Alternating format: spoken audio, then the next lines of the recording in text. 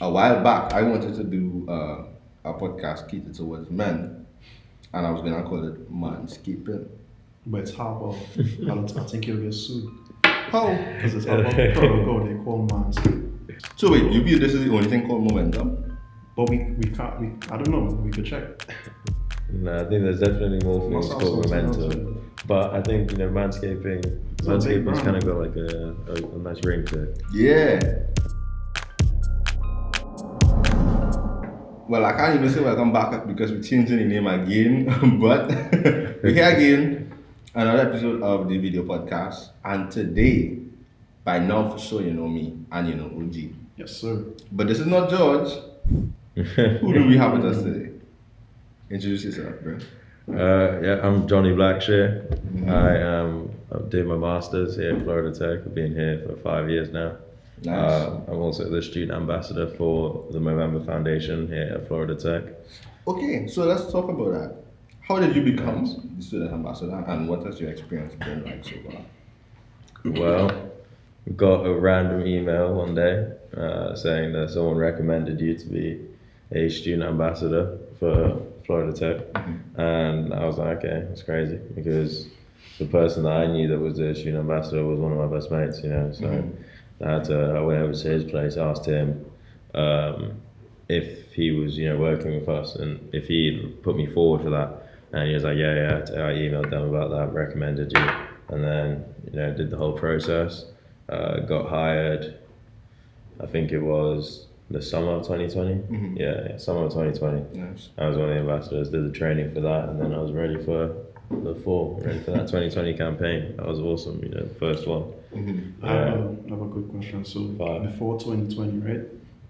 Because that's when I really noticed the whole movement. Was this a thing even before? Yeah, so when I first found out about Movember was actually back home in England when I was about 16, around then. So Movember is it's a pretty global charity, and as you know, they're the leading charity dedicated to changing the face of men's health on a global scale. And I found like Australia and England are like the main places, but then I feel like recently it's been coming up a lot in the US. And I've heard a lot about the Japan branch actually, so that's quite fascinating. But I think we're in over 20 countries now, so they've definitely been around and kicking for a while, since 2003. So But I'm then just glad to have known for them. the tech, I feel like I've only heard of this last year, which was when Yeah. became student ambassador. So What was going on? well, no discredit to JJ. I think JJ did an amazing job Yeah. as a student ambassador. But how he did it was he kind of spread the awareness around like his mates, his group of friends, the athletes, the tennis players, golf team, rowers. I was involved like the English lot, other like foreign group of students. So it was kind of like he just kept it around like that kind of base. But then when I, got the role, I was like, I definitely don't just want to keep this between my mates, and I feel like it's a matter, being in a fraternity. I understood that, what it was to be with a, large group of guys and understand how, your mental health really does play a part in understanding how you have to be there for each other. And, I'd helped my fraternity get to a place where I was happy with, I'd told, I'm always there for them if they ever need me. And I was like, I kind of want to take my efforts to a bigger scale. And then that's when I decided I was going to make that serious push to go like all the way to everyone on campus. Like the 2020 campaign was very different to this one. I was really just hustling, gathered like a little team together with T, who's now also a student ambassador, and the vice president. Yeah, shout out T. And Splash was also very helpful. We really, went on loads of meetings. I had, a couple of Mo sisters like Anna, Kyra, Hope was a Mo sister as well then. And we really just like pushed it out to like fraternities, sororities, met with Res Life. I came in for that all-staff meeting, I believe. I don't know if you were there for that. Well, when that was? Last November, I think. Probably was. Yeah, did an all-staff thing for Res Life and just like really wanted to make sure that I was like touching like all groups, even spoke to some of the athletes, went into their training, spoke to their coaches and that. So was really just trying to make sure that the word was out there about Movember, ready for this year to have the level of engagement that we have right But now. why though? Why was it so important to you to push that hard for something like this? Like, what's the reason? Because, to me, like, Movember, means a lot to me. They helped me when I was probably at one of my lowest points when I was first dealing with, depression and, well, Could you mainly it maybe was give us a depression. little bit of insights in terms of what it was like going through depression? Yeah, it definitely, wasn't easy for me. My parents are divorced, and then always been at my mum's side of the family, and it was just after my grandfather passed away, and I was in England at the time, and the rest of my family was down in Nigeria still. So that was just kind of like a difficult time for me, and I decided like at the time, I was young, didn't really understand how I wanted to go about it, but I knew that at the time I wanted to go about it all on my own. Yeah. There was like times when, I was in school over there, like just after my grandfather died, like my mum was like, I don't know if, you're going to keep going to school in England or not, like we might have to just bring you back home to Nigeria. Like that was like playing on my head, and I was always just thinking about how I'm going to do that, like not telling any of my friends who were there. And I was at boarding school, so like my mates were like people I lived with essentially for years. So not even really opening up to them about any of it, because I was always like the one who was helping them out most of the time. If they ever had any problems, I was there helping them, making sure, they're good. So, I didn't really want to open up necessarily to them and show that weakness. And then, it was when I found out about Movember, like literally the November after all of that happened, that I realized, the importance of opening up and the importance of speaking about what you're going through. And that in reality, your friends that you help want the opportunity to help you out, because, as humans, we're all going through a lot of shit, we're all going through a lot of stuff. So it may be different things, but we're all going through it, and we're all confused and we're all lost, so we're all going to try and be there for each other. So what I like about this whole movement is like it gives you this brotherhood mentality. Like I like when you compared it to a fraternity in terms of brotherhood kind of vibe it has to it, because like frats aren't for everybody, right? Yeah. But something like mental health is something, every guy could get behind. And when you have something like this, right, like just like how you say you were able to, turn to people during your lowest point, right? I feel like it's the same for others going through that and don't have like a specific group to go to, like a frat, like, you still feel like even though you don't see the moves around campus, you still feel that way. Like when you see somebody post, that's why I love the whole idea of shaving your beard and showing your mustache. Yeah, it's a big identifier. Yeah. It's like, oh, this guy, he has a mustache. Oh, you are Mo, right? Or you go on Facebook and you see other people doing the same thing like you. You feel a part of something, right? Yeah. And that helps when it's time to like cope with stuff. Yeah, for sure. I think a big part of dealing with, especially like mental health issues, is recognizing or feeling like I'm not alone in this. Yeah. Because that isolation is deadly. True. I know. I've dealt with like some stuff, and you always feel like nobody will understand this because they're not in my shoes. Like nobody would get it. Yeah.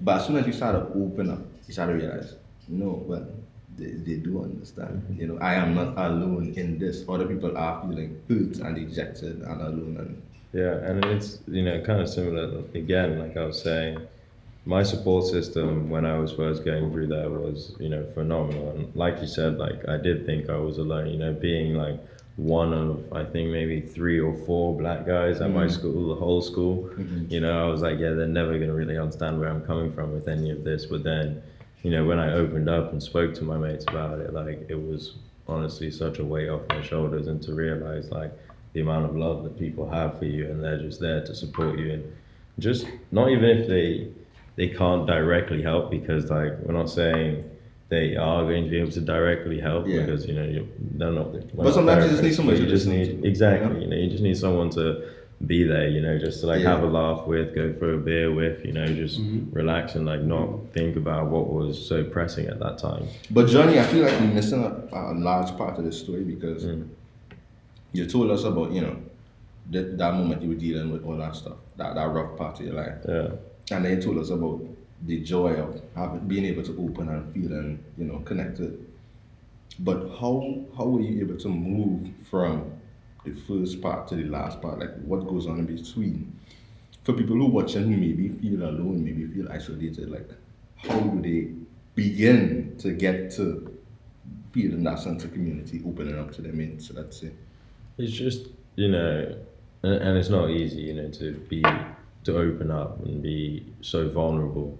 But just kind of like for me, it was like seeing it from the like people who I thought were extremely, manly, breaking down those barriers. Like for instance, at that age, one of my like professors who was my chemistry teacher, he served in the Navy for us, and he was massive. He was a big guy. I thought, okay, yeah. But then, come that November, when it was Movember, he, showed that vulnerable side of him, like opened up, and like for me, like seeing that, and understanding, okay, so you can do that, and you can have. It does take a lot of courage to actually be that type of man. To be a man in more words is actually how you be a man. So, and then another example is the guy we had on our podcast yesterday, who is also a Mobro, and he set the Guinness World Record for the most skydives done naked in crazy. 24 hours. Yeah. He did 60 skydives. Oh, 60. Naked. And just like when you watch, if you listen to our podcast and you hear his reason behind it, I don't want to ruin it for you guys, but his reason for doing it is so moving and so motivating. And again, it takes a lot of courage to jump out of a plane naked. How did he protect down there from excessively? It's in the podcast. So guys, be sure to go and check out Johnny's podcast. We will have the link in the description. We'll plug it again at the end. So as soon as you finish this, we'll check it out for sure. That's crazy. But do you have Lots of balls to do. Do you have bad days? No, because you've opened up, and I know there's this tendency to think, well, once I do this, everything will be alright. But that's not the case. I assume you still have bad days. Yeah, no, definitely. The bad days they come. They're just thrown in there randomly. Life's gonna throw you some random curveballs, and you're just gonna have to not necessarily like deal with it, because it's not going to be easy to, but you got to understand yourself and just understand like it's going to be one of those days, and you just got on those days, just pick yourself up and just get on the saddle and understand that like everything, by completing small tasks and just getting through it bit by bit, the day is going to get brighter and brighter. That's a big one for sure in terms of doing the little tasks, because I have my moments where I feel like I can't do anything. And as soon as I get that first thing done, it's like I could do everything, But it's just the first step is always the hardest. So if it's a matter of studying, picking up that first book, reading that first chapter, that'll be the hardest thing you do for the entire night. But once you get that done, the momentum. That's actually how I cope with my anxiety. So I have suffered from like not crippling anxiety, but it's put me in some situations in the past. Like I was like hospitalized one time because of it, right? Wow. Because of such like anxiety build up and your chest feel you can't breathe and shit like that. And how I deal with it now is basically just that, like doing things one at a time, starting small, right? So if I'm going to study, it might not even be picking up that first book. It might be cleaning my room, right? Maybe organizing my desk, right? Something like that, or just planning out what I'm going to study in my head, right? And once you start, like, finish that task, you focus all your energy on that task. And once you finish, move on to the next thing.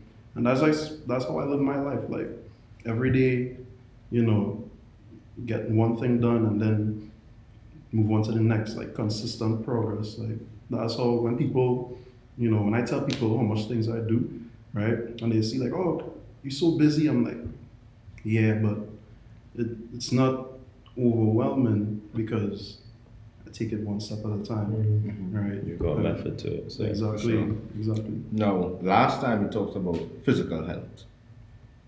And it's a lot easier to see somebody working on their physical health. I mean, obviously, they're going to the gym, and then after they've done it, they look built, they look swole, you see the gains. Correct.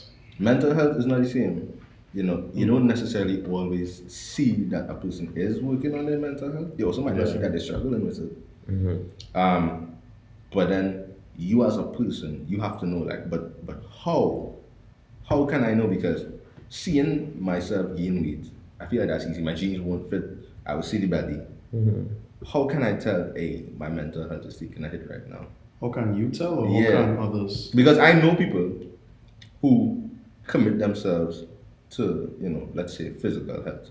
They are working on this, they're eating right, everything, but they're falling apart. But I feel like they're not noticing it, So like, how do you tell, hey, I need to check up on my mental health? Well, maybe one way is if you have a good support system around you, the people around you, They right, notice the they will difference. notice the difference. Like, you might not always notice your mannerisms change, right? But people who watch you every day, they might notice it because they're looking at you from the outside, right? So that might be one way. Another way is probably this way is like you might notice, but it'll be too late. Is when something drastic happens and you see how you react. If you have that self-awareness to notice, hey, that was kind of like weird of me. Like normally I don't react like that. That's when you notice, oh, maybe I need to check up on myself. Like, but by then it could be too late. True. Right? Yeah, The and just damage has like- already been done. Going off that point, like just maybe taking some time to yourself. You always need to. You might be, looking after your own physical health and going to the gym, doing all that, but like really taking some time to like just take a step back. If you just want to like pray or meditate or just reflect on like what's actually going on in life, and like you said, have like a Therapy is list. another good way to Yeah, but I mean, therapy. therapy involves another person, and I think it's really important to have a relationship with yourself. True. Like I were back in Trinidad. I would go to the cinema and watch a movie by myself. I would go and eat something fancy by myself. I feel like enjoying your own company is a big signifier of how good your mental health is. Being able to just sit alone with your thoughts. Not necessarily listen to music, but just, maybe in the grass somewhere, just sitting down, not really doing anything, just, am I okay? Yeah. But that depends on the person. Like some people find comfort in, being around others. Yes. And other But like are you really comfortable or are you running away from yourself? well, I don't know. That's a good question. But could I be a know bit I of know both, some though, people who depending on say the day. Yeah. I know some people who say like the other day somebody was telling me that they're like very busy, like they're always doing something. And I asked them, I was like, hey, why you always like you should take time and rest? And she was like, I can't because when I do that, like I'll stop, living in my thoughts, and that thought it scares me. That's what I was like interesting. I was like, oh, that kind of interesting. So it depends on the person. Like some people. No, but OG, you saying that that's okay? No, that's not okay. Right, because Right. I have another friend who she cannot be in silence. The radio has to be on, or the TV has to be playing in the background, or even when she's sleeping, because the silence is somewhat triggering for her, because then the thoughts come. And I feel like that if you cannot be comfortable by yourself in the silence, maybe even in the dark, something is wrong. I need to look into that. Maybe you should seek professional help for something like that. Or it could be how you grew up. Like when you were younger. Well, I know when I was younger, I used to sleep with a nightlight. Like when I was a kid, like 10, 9, right? And I was afraid of the dark. Right. Right? But eventually, with the help of the parents and stuff, kind of they took that away, that nightlight. So I kind of had to force myself to be comfortable in my own thoughts in the dark, right? And it's like it wasn't easy, but because I started young, right, to the point now where that doesn't affect me. So it depends on like I think it depends on how you grew up as well. Like if you don't see examples of that or you wasn't practicing it from a young age, right? Then when you get older, it'll be even more difficult to do it because now, you're an adult, right? Life has, beaten you down a couple of times. So you see some things. So when you sit by yourself now, all those things coming back and you don't know how to deal with it. Because when you were younger, you couldn't even deal with the thought of being in the dark, right? You were scared. You couldn't even deal with not realizing that, the boogie monster isn't real, right? Yeah. When you get older, the boogie monster might be something else now, right? So how are you even gonna deal with that? Like, Yeah, I mean that's probably when you should seek out. therapy, like we said. And I mean, let's start removing that stigma. I mean, therapy is not a bad thing. Therapy is not for mad It's a people. great thing. Yeah. I feel like I would encourage any man because I have had sessions with like a therapist. 100%. It's been some of the best money I have spent on myself. Like I cannot recommend this enough. Even if you think you're alright. Sometimes you just sit down with a person and talk about the good things too, and you might Yeah. recognize some Nice. underlying stuff. Yeah. Even when things are good, you're absolutely right. Like just going to someone to just like talk, you can literally just speak about anything. Like you don't have to be particular. It's just someone that you can just go talk about a bunch of bullshit with. That you can just let out everything and relax, And then if they have some advice for you or something to say, then you get something back. Yeah, you can only gain. You can't lose. You can only gain from doing something like that. Exactly. And it's a strictly confidential relationship. So even if they see you outside, like they could never, Yeah, you have that patient client exactly. confidentiality, yeah. Like that's what I love about it. That I mean, with my therapist though, like we uncovered a lot of childhood trauma that I had not healed from. let's get into that. Yeah. Let's So get okay. into that. That was a good one. So when I was younger, unfortunately, I had the experience of being sexually abused at a really young age. And for a large part of my childhood life, I would tell myself, I made that up. Because like I didn't want to do I didn't know what was happening at the time. Of course my therapist was able to tell me in terms of coping, I was just trying to dissociate from the memory. So I tell myself, I make it up. Until there came a point when I had to ask myself, did I make that up or did that really happen? And then a time came when I literally forgot. So much so that I was talking with this therapist and he was like, tell me all of this stuff that you are ashamed of or that you would be afraid of. And I tell them, I pouring out myself and that thing did not come up. Till I got home, just thinking, and boom, the memory just came back. And I was like, where has this been? Like, I literally forgot it. I was like, where has this been? And I told them, I messaged him, I was like, hey, I wasn't trying to hide it, I just literally couldn't remember. And he was like, that's okay. But that stuff is real. Like, you could be dealing with stuff that you don't even know you're dealing with. Yeah. And, I mean, within the Caribbean, I feel like, unfortunately, that kind of thing is common where, you might have a relative or a friend of your family who, at a young age, interfered with you, and you probably don't even know how to begin speaking about that. You're ashamed of it. You probably blame yourself for it, because I did. And you need to... But like you should never like blame yourself because you're the younger one, Exactly. Hey. Ambassador. Things to do. It's the sister. So, Always on duty. Shout out to my sister, Annabelle. But like, you make a great point, like in terms of not blaming yourself. Yeah. I mean, but it's a lot easier for me to tell you, hey, don't blame yourself for that, and for you to actually internalize that. It's a process. It's a process. It takes time. But I don't think you could do it by yourself. I really think you should reach out to somebody to deal with stuff like that, because it's gonna be hard for you in your head to tell yourself this is not my fault.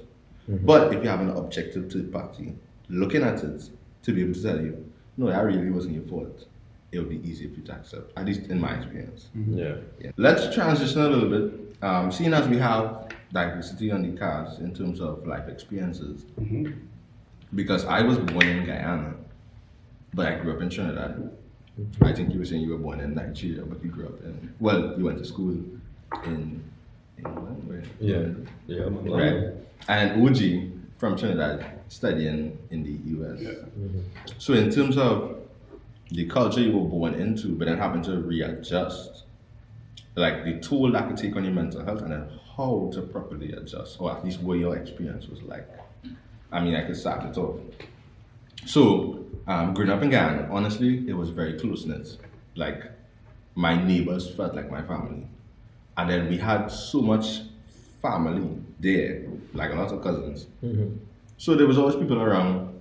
That was good. When I moved to Trinidad, I just moved away from all of that. It was just me, my parents, and my sisters. And like, it was difficult when I started going to school because I just didn't know. I didn't know where to start. How old were you? How old were you when you moved to Trinidad? So I moved when I was 7. 7. Yeah. Yeah. And I don't know because on the first day of school, I didn't have the school uniform. Oh shit. So I start by.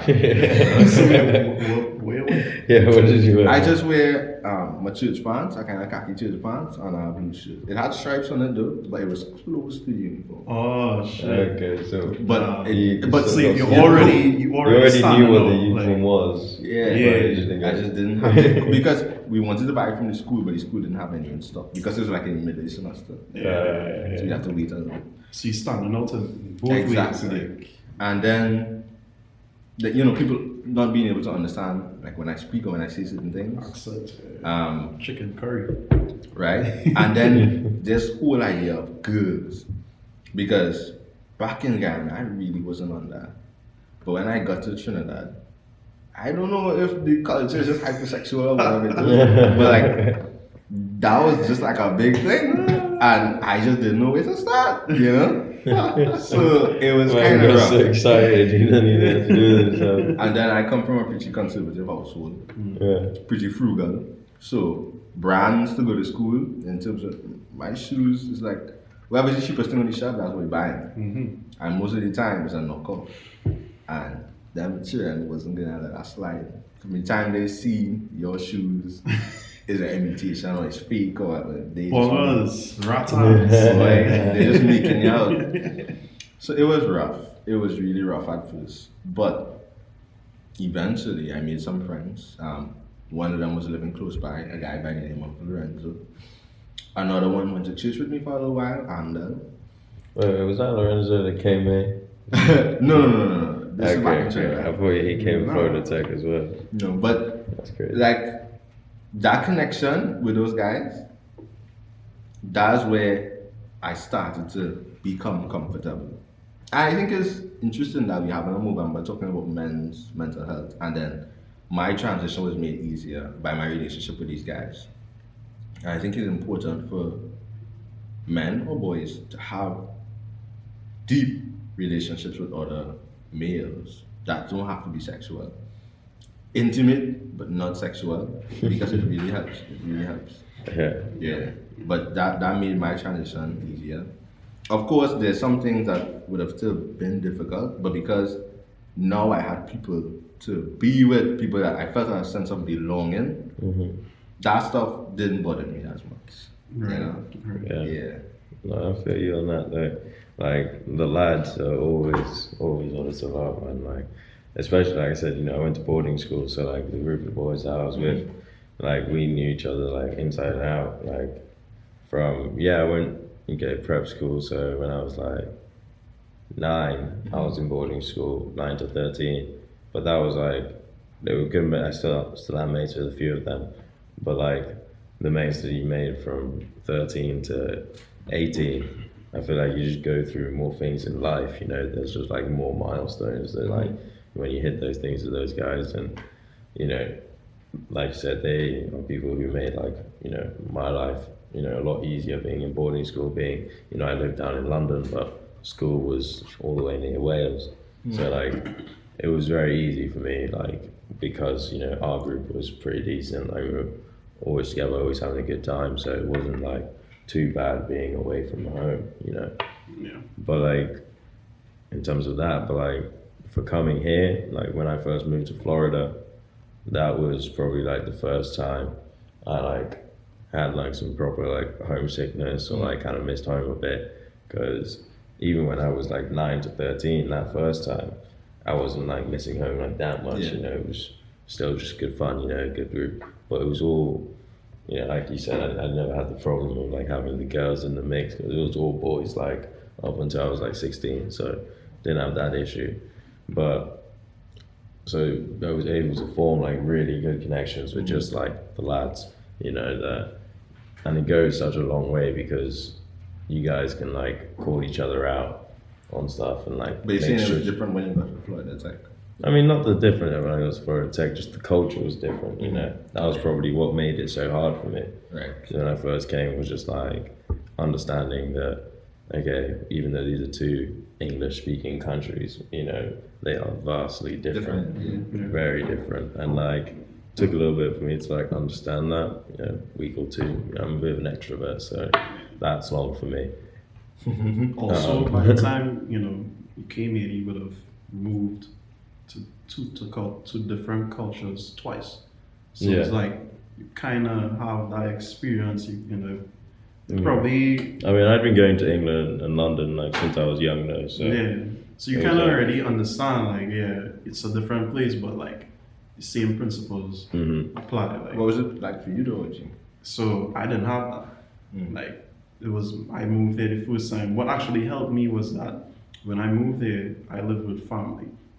Right, and that was a blessing and a curse, and I'll explain why it was a curse. It was a blessing because I was around familiar faces, familiar culture. Like, there was a Trinidadian household. Like, my cousins were born in America, but they're very much Trinidadian in terms of cultures. The curse in that was that I wasn't able to like. I was kind of boxed in that realm. I didn't really get to, mix and mingle with the freedom to really. And I only realized it was a curse when I moved out, and I started to live on campus, and I realized, oh, this is what I was missing. Like, so it was good to be around familiar faces, but in a way, like, you don't want to stay there, right? You want to be able to go out and like explore, and you learn things about yourself when you're put in a different environment. Like, I felt like I've grown a lot since leaving. When I was living there, I was comfortable, but like I wasn't moving anywhere. Like, I was in the same spot all the time. Yeah, it's just surviving kind of. Exactly. Like, it was easy too. Like, I felt like the easiness in it was damaging for me, right? It was easy because I didn't have to pay for food, I didn't have to pay for transport, none of that shit. I didn't have to work, right? Uncomfortability is where it's at. You got to when I when I move out and I realize, oh, that shit, like I start budgeting, I start budgeting my money now. Like, shit don't come easy now. Like, can't spend my money on food every time. Like, that kind of thing, so. Yeah, but that's key, I think, to a person's development. Like, recognizing life is not easy, but doable, and figuring out how to do it. Yeah. It's really important. You can't live in a bubble for your whole life, 100%. And that's why, like, I loved going to boarding school from a young age, Yeah, it's like people always ask, like, oh, but like you were like 9, like, where do you want to go? Or even when I was 13, like, I was kind of young. I was like, but like it helped me like become my own man, like from such a young age, like to understand like what I like doing, what my mates and I wanted to do, like understand how to have a life away from my mum, but like still be with my family, and appreciate the time that I get with them even more. Like when I get to see my mum and my sister and everyone back home, like it's just so much more lovely. Like, it just makes me appreciate having them around so much more. So how you imagine? Now that in Florida and stuff, how old are you, by the way? 22. 22, so 23 in a month. Hey. In a month. Hey. Nice. In December? Yeah, December 4th. Coming up. Big bash. Maybe. But do your family members notice any change in you, like when you go away for a long time and come back? Like, do they notice? I'm asking because like I haven't been home in like 2 years, So Whoa. I don't know, like, I don't feel like, I feel like I've grown, but like, to personality wise, I feel like I'm the same. But I know that's probably not true. So the only way you'll probably know is when you go back to people who've seen you at a certain point, right? And let them tell you. So like, how did you experience that? Absolutely, like and like family's family, so like you don't need to worry about like going back and things being like awkward with them because like your family, so you're gonna get on. It's gonna be that same like conversation you've had, but like you said, like you're not gonna notice your changes as much, but when you see them, like whenever I see my family back home in Nigeria, if I go back, and hopefully I go back this Christmas as well, there was just like, oh, you've grown so much, that's a classic one, they always say, oh, you were down here last night, so even though you weren't. But then like also just like them talking about like who you become, and they're like, oh man, I'd like to see what you're doing. Obviously they see what I'm doing in November every now and then, so they like that, and just like the way you probably like carry yourself now, the way you have conversations and speak to them, they're just like, okay, it's a bit more mature, and it's just they love to see it, from what I've seen. And then same with your friends, like when I get to see my mates from back home, like we haven't spoken or seen each other in like months, going a couple years, like a year now, maybe even just over a year for some of them. Like, but when you see them again, that's what makes it so special. It's like it's the same, and you guys can appreciate how much each other have grown. Like these are guys you were messing around with when you guys were so young, and now you're seeing them make like big man moves and big some of my friends moves, have children, bro. It's crazy, and you're like you're happy for them, you're happy to hear these things, and you appreciate them, and they also let you know that you've come a long way as well. So that's right. It's all about like just keep spreading the love and kindness that you guys have for each other and positivity around. Well, it seems like we have some pretty mentally healthy men on the podcast today. As we getting ready to wrap up, don't forget to check out Johnny's podcast. The link will be in the description. So let's send me the link so I can put it in the description. Absolutely. I got you. But before we go, last question before we go, in terms of what would you say would be the number one thing? There probably are a few things, so you could say a few if you want, but the number one thing that contributed to you being the man that you are today, sort of giving them some advice in terms of, do this thing or put some effort into this thing. So, well, okay. There's a couple things. One, I'm quite religious, so God, personally, like whenever I'm just praying and I just believe everything is going to be okay, like He's got it under control, and He's going to carry me, my problems, the greatness, the successes and the failures with Him, and just help me through everything. So I don't really have to worry about that too much. And I need to just do what I need to do here. Like if I can do it physically, He's making sure everything behind the scenes is going to be in order for me. So that's that. But then also like my mom, like I'm a big mama's boy. Like like I said, my parents are divorced, and just like everyone's probably got that someone that's in their back corner all the time. For me, like that's my mom, and I can call her, give her a shout whenever, and she's just gonna like give me that little push that I need, that like motivating thing. She always tells me like she can calm me down really easily when I'm like getting very anxious and I'm getting stressed, and I think everything's going like 1,000 miles an hour, and she's just like gets me to just calm down and like take a step back and like see what I'm doing, see what's going on, and just understand that what I'm doing is pretty decent, and I should just keep going, so in that sense, like just always, everyone's got that one person in their life, it doesn't have to be, you have your support system, your support network, but there is that one person that's always there for you, that anchor. So do rely on them, and do give them a call, when you can, and definitely check up on your mates and family when you do. Right. Yeah. What you, OG? I would say one of the things that contributed to me being the man I am today is living on my own is one of them. And well, so like who I have in my support system, I say my brother is like my anchor really. Like even ever since I was younger, like dealing with, So my parents are very strict, so like, you know, they place a lot of like pressure on me to do certain things, and it's like my brother was always the guy to like put things into perspective for me. Like whenever I don't understand something, like he always has that bit of wisdom that I need, right? So that's him. And well, yeah, those are the two things that, you know. Yeah, well, for me, it's always kind of been this, I don't know, alone time that I spend with myself. Just sort of asking questions and looking for answers. I mean, God plays a big part in that process as well.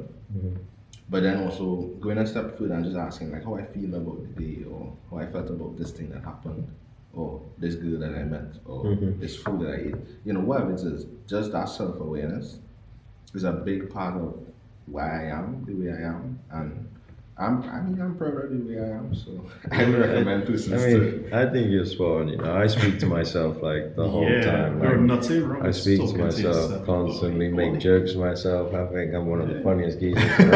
Like, I crack myself up, you know. But you know, that's just that part of like just accepting your weirdness because you're unique. You know, and everyone is unique, and everyone's got that, you know, special part to play in this world. So like, just embrace your weirdness. Speaking to yourself is normal, though. Like, No, it should be. I mean, yeah, but you know, like, you know, like I'm saying that, like, when you're speaking to yourself, you know, you're speaking about some weird shit, you know. So it's not like, it's a normal thing to do, but just embrace it, you know. Like other things as well, you could be singing to yourself, you could be, you know, doing dance with yourself, doing all that stuff. Just embrace who you are anyway, you know. Is the same as journaling, really? Like, you're putting your thoughts out there, like, instead of you writing it down, you're seeing it. Like. You see, my whole thing is, and the advice I always give is, usually, you know, if somebody comes to you and they say whatever about themselves, you could make room for them, you could forgive them, you could understand. So like, hey, it's not that bad, whatever.